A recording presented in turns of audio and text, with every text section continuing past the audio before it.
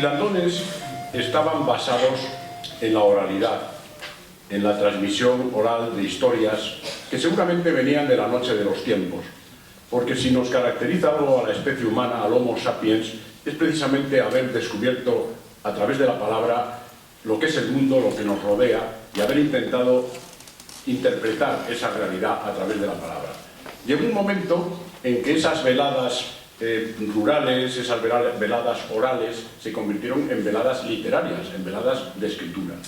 Nosotros, en homenaje al tradicional filandón, llamamos filandón a esto, pero esto en realidad es una velada literaria. Y en esa velada literaria, pues leemos cuentos o contamos cuentos. Yo quiero recordar que el cuento breve, esto que estamos hoy leyendo ante ustedes, parece que es una invención moderna. Hay quien dice, qué contemporáneo es el cuento, el minicuento, el cuento corto, el microrrelato, que es una cosa del siglo XX. Bueno, miren ustedes, en el siglo IV a.C., Chuang Tzu, escritor y filósofo chino, escribió una historia inolvidable, porque dio origen, entre otras cosas, a La vida es sueño y al cuento de Abul Hassan de las 1001 noches, que dice, soñé que era una mariposa y al despertar no supe si era un hombre que había soñado ser una mariposa o una mariposa que estaba soñando ser un hombre. El tema de la identidad es un tema típico de la literatura. ¿Qué somos? ¿A dónde vamos? Etcétera, etcétera. Bueno, mi cuento va un poco por ahí. Se titula La tostadora. Es una mañana estupenda de primavera y vamos a desayunar en la terraza. Mientras mi mujer prepara el café, llevo allí la fruta, las mermeladas, la miel, las tazas. Sobre la mesa, ya conectada al enchufe eléctrico, encuentro una tostadora nueva, sin duda una sorpresa de mi mujer, pues la antigua, muy vieja, estaba sin control y quemaba siempre el pan. Esta es oblonga, toda ella redondeada, brillante, con una forma aerodinámica, un diseño muy moderno, sin ángulos. Pero enseguida me pregunto por dónde se meterá el pan, pues no presenta ninguna abertura en la parte superior. Al fin veo, en el extremo opuesto al cable de conexión, un espacio horizontal, alargado, transparente. Imagino que es una bandeja, pero no soy capaz de extraerla, y mientras lo intento, descubro en el interior algo que me impresiona desagradablemente. Unos bichos vivos, de cabezas blanquecinas y extraños miembros prensiles. Doy voces a mi mujer y llega corriendo. «Yo no he puesto eso ahí», responde, mirando a los bichos con la misma repugnancia que yo. De repente, el cable que conecta la supuesta tostadora a la corriente se suelta y se retrae dentro del artefacto, que recorre la mesa, salta al aire, queda suspendido unos instantes y luego sale volando con rapidez hasta perderse en el cielo lleno de luz. El incidente nos ha inquietado mucho. A mi mujer le vibran con pavor las antenas y yo siento que se me han erizado los pelos del abdomen y que me tiemblan todas las patas. En la radio, o en la tele, oí que en China había 25 millones de mujeres más que hombres. Y verdaderamente yo creo que la proporción se rompe verdaderamente. Aquí hay 9 mujeres por cada hombre. Es tremendo. A mí me encanta porque como yo a las mujeres ya sé por dónde les gusta que les entre por el oído el cuento, pues bueno, yo voy a inclinarme siempre por las historias de amor. Aunque no me atrevo a tanto como se atreven ellas. Nos llamaba un periodista al teléfono para la radio, o no sé si era para la agencia F, no me acuerdo. No, creo que era aquí alguien de Benavente, Manuel Ferreiro o algo así, y me decía, no, yo estuve en filandones de pequeño, los conocí, pero no me dejaban entrar, porque era pequeño y allí se decían cosas, y vaya que se le decían cosas. Tenemos una recopilación de los filandones históricos, no de esto que hacemos nosotros, y entonces, bueno, ahí hay unas historias pues de aparecidos, de todo tipo de cosas, pero de un subido como... Y yo he analizado a ver quién más se atreve, y siempre son las mujeres, es tremendo. Yo no me atrevo a tanto, ¿eh?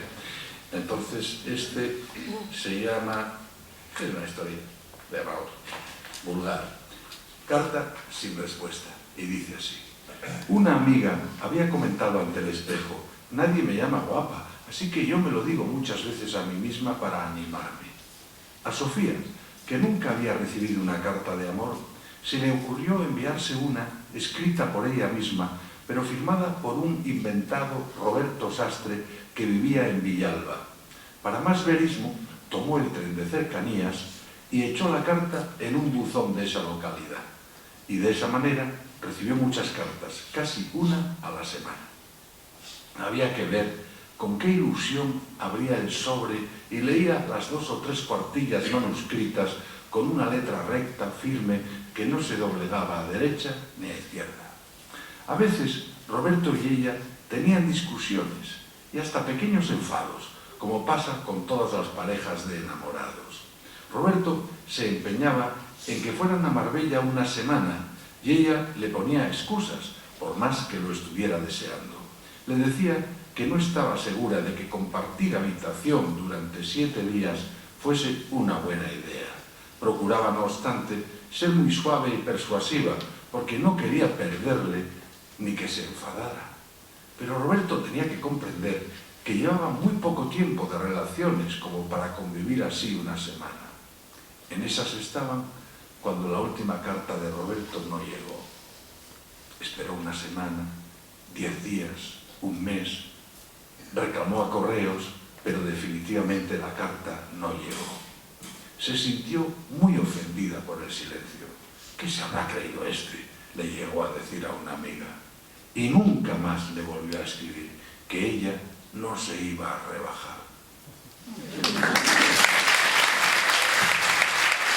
En mi pueblo, en aquellos años en que uno era niño, no sé, de los pocos acontecimientos que había era cuando llegaba alguien que no era del pueblo y enseguida se comentaba, ¿no? Esa vieja imagen que todos recordáis del forastero, ¿no? El que vino, el que llegó, y a veces el que vino y se fue, esa fascinación del que viene, el que llega, el que se va, a mí siempre me impresionó mucho, y este cuento tiene que ver un poquito con eso. Dicen que en Carva fue un viajero, en Villamida un vagabundo y en Antil un mendigo.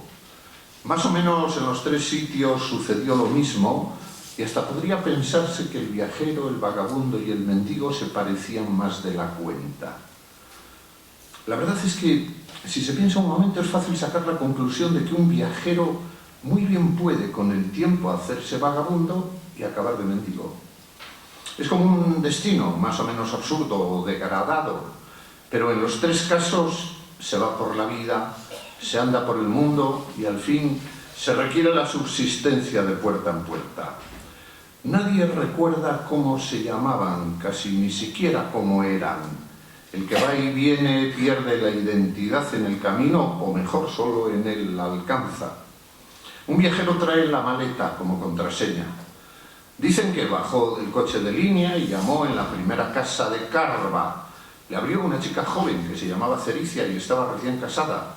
Al día siguiente se fue el marido de Cericia, y cuando en el pueblo se percataron, el viajero se había convertido en el hombre de aquella casa. Eso duró unos meses. Volvió el marido, se fue el viajero.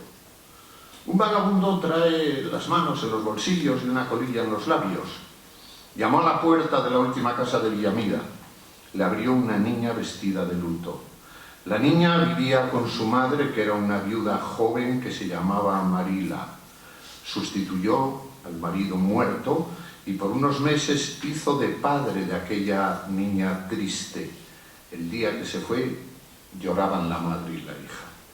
Un mendigo trae a la espalda el zurrón con los 4 mendrugos de las limosnas. Se sentó en el poyo a la entrada de una alquería de Antil, y cuando la hija mayor de la casa, que se llamaba Oreda, le dijo que pasara si quería calentarse, dejó el zurrón y obedeció. Los padres de Oreda aceptaron al mendigo como si fuera su yerno y las hermanas lo consideraron su cuñado.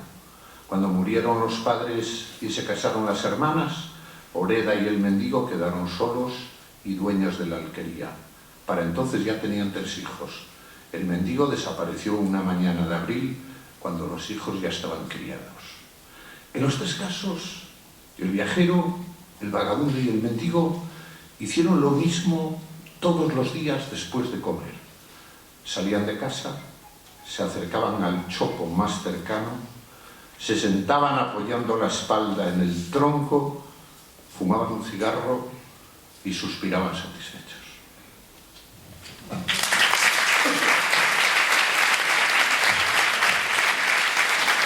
mi primera excursión escolar, el nerviosismo me quitó el sueño. Iba a visitar el aeródromo a 6 kilómetros de la ciudad.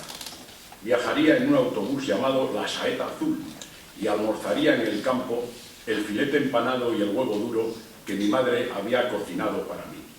Recuerdo con claridad las evocaciones de aquella excursión en la boca de los demás niños, las grandes hélices, los motores rugientes, el piloto con su gorro y su chaqueta de cuero, los refrescos de la merienda. Sin embargo, ni una sola imagen del día había quedado en mi memoria, como si yo no lo hubiese vivido junto a los demás. Años más tarde, ya adolescente, otra excursión colegial me llevó a Santiago de Compostela.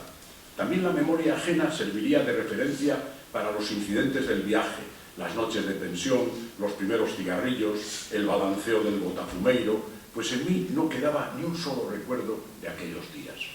Mi mujer rememoraba nuestro viaje de novios, otros viajes, la dulzura del mar en las islas, el verdor de los pinos, recordaba dulces atardeceres de verano, paseos entre la nieve, un pájaro que se posó sobre mi hombro en la isla de Taquile, pero su ternura no conseguía despertar en mí ni una sola imagen de aquellos recuerdos. Al parecer, todas las jornadas gustosas, plácidas, estimulantes que he compartido con los demás no son sino una opacidad sin luces ni ecos. Mis hijos, mis nietos, me llevan ahora a conocer la Esfinge, las pirámides. Contemplo el territorio de las nubes que el avión sobrevuela y arriba el cielo azul, el sol. Sé que también estos días se perderán para mí. Me pregunto quién es el que ha vivido, el que vive en mi lugar, las jornadas felices de mi vida.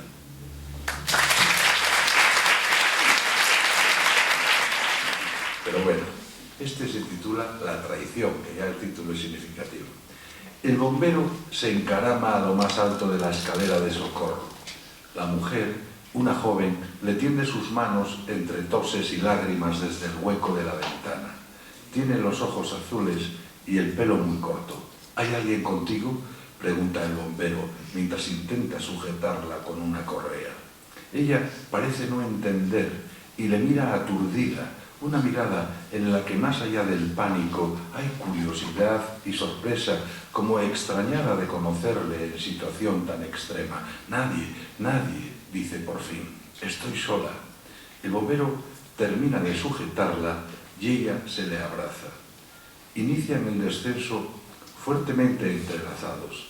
Es entonces cuando nota que apenas respira, intoxicada por el humo que ha llenado sus pulmones. Tranquila, le dice, y mientras baja con cuidado pero deprisa, imagina lo que sería su vida al lado de ella, tan guapa y tan dulce, porque ya antes de llegar al suelo se le ha declarado y se han casado y han tenido 2 hijos y están siendo muy felices. Desgraciadamente, los servicios médicos que esperan abajo nada pueden hacer por ella, y cuando el bombero llega a su casa y su mujer se interesa por él, siente que ya no la quiere, que la ha engañado con otra y decide pedirle el divorcio. Qué triste.